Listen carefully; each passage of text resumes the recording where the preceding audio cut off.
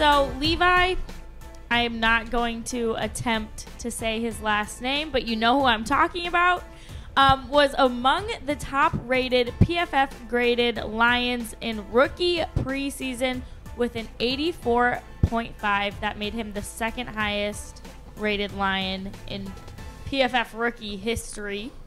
So what do you guys think the ceiling is for our defense, and is he going to be a strong suit for this team? Jeff? I think the defensive line certainly has a chance to be the strong suit of this team. Obviously, the offensive line should be number one because I think they'll have the most quickest impact. I mean, they're going to have to gel and gain team chemistry, but overall, they're the most talented group. But the defensive line is certainly amongst the top. I mean, you saw it. It has the potential to be, and I think Brad Holmes and Dan Campbell certainly hope it can be, because drafting Levi Onwuzurike and Aleem McNeil back-to-back in the 2021 NFL Draft, fortifying your defensive tackle position, re-signing your best pass rusher last year in Romeo Okwara. I think he was 7th in total pressures on QBs in the league.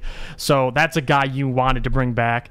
And now you got a veteran in Trey Flowers, who's been, disappointing the last couple of years with Matt Patricia, but with this new regime has a chance to really rebound and switching to that 3-4 defense. I think he has a opportunity for us to see more of his game. He's going to be playing in coverage a little more, but yeah, out of all the rookies, I think this defensive line has a chance to translate quicker. I think they're going to play, right away, and they've shown flashes, and especially if Levi Onwuzurike, one of the most top-rated defensive tackles in the preseason. Like that's something. All rookie teams, so you can't disregard it.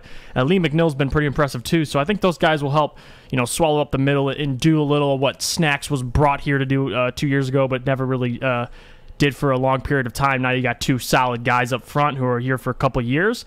Now, where will they end up as a total defense? I could still see them being in the 20s somewhere. They're going to be better than last year, obviously. I mean, you got anything could be better than last year, but definitely this defensive line. I think last year they were ranked 30th at the end of the season. Now this year, preseason, they're at around 24. So what? 6 spots higher. Okay, that's great.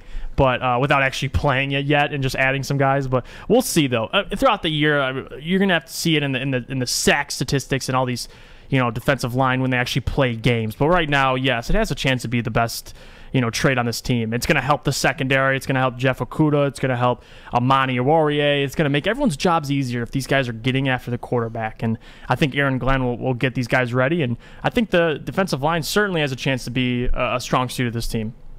I think the defensive line, similar to you, Jeff, I think in the future could be an asset to the team. It needs to be. I don't think they're going to be anywhere near good this season. I think they'll develop as the season goes on. I think they'll have glimpses, but I think it's a team that is really going to need to depend on the blitz a little bit more than usual. You don't want to leave your secondary out there. It's a very young secondary. If you're not putting pressure on the quarterback, you will get eaten alive. So you're going to have to take more chances on third down blitzing the quarterback instead of just sending 4 and trying to play it safe.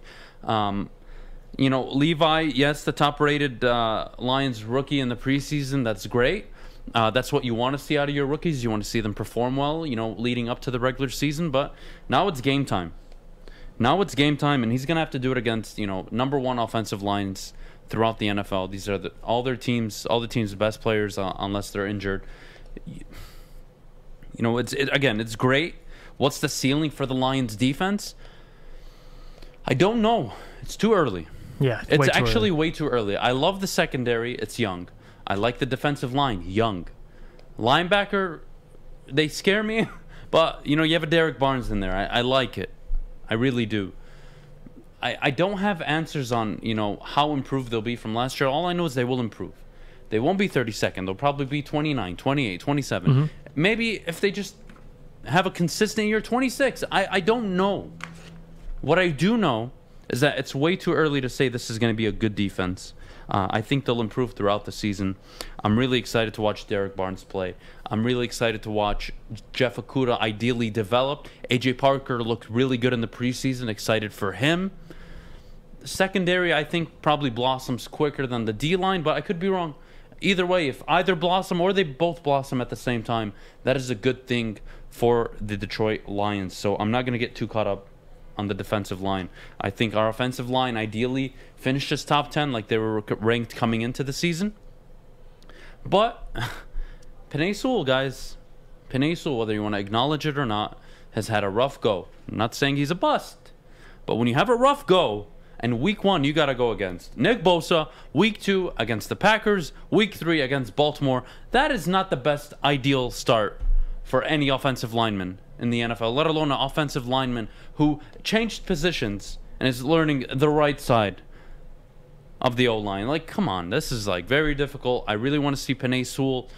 I expect him to struggle early on, and I also expect him to develop by a week 14, 15, where we're seeing glimpses of, wow, this is good. This is really good. And for any reason, it just doesn't work out and it looks awful all year. You really need to make a decision in the front office of, hey, we need to move off Taylor Decker and put Penei Sewell back at left tackle if we believe we didn't just bust on this player, which you put him back at his natural position. Ideally, he plays better, but I also have to keep in mind he hasn't played in a year. So I want to give him that time he deserves.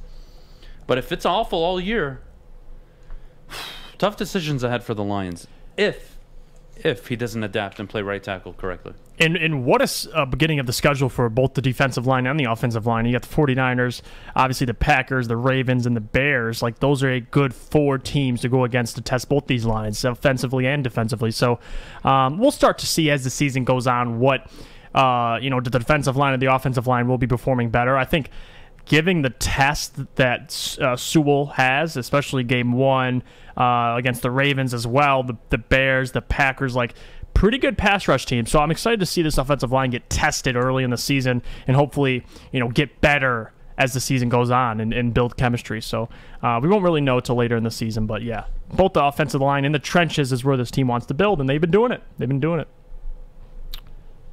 All right, fair enough. I'm sorry. I was reading something. Drop Decker. What are you drinking this morning? Drop Decker. Nobody said Drop Decker. The point I made, Doug, was if Penei Sewell struggles all year at right tackle and he's just not getting it and he's showing zero improvement, you need to really consider getting rid of Taylor Decker if you want to preserve Penei Sewell's career, which means you need to move Taylor Decker, go get a right tackle, and move Penei Sewell back to left tackle.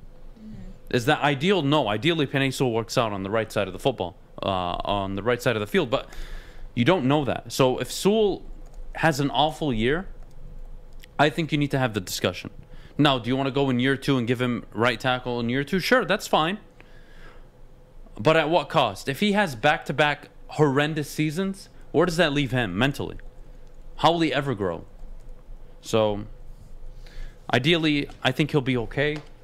I think Penei Sewell is just going to have to take his punches early on in the year. Probably midway into the year, you'll probably start seeing a more comfortable, a more physical Penei Sewell. I don't think he'll have a horrible season, but I think the beginning parts of it, you'll see get tested early. He'll be tested early, and I think he'll, as he gets more reps, and he'll become better and better. And ideally, you keep everything intact on the offensive line, but you also have to account for the what if or the plan Bs of if this doesn't work out on the right tackle.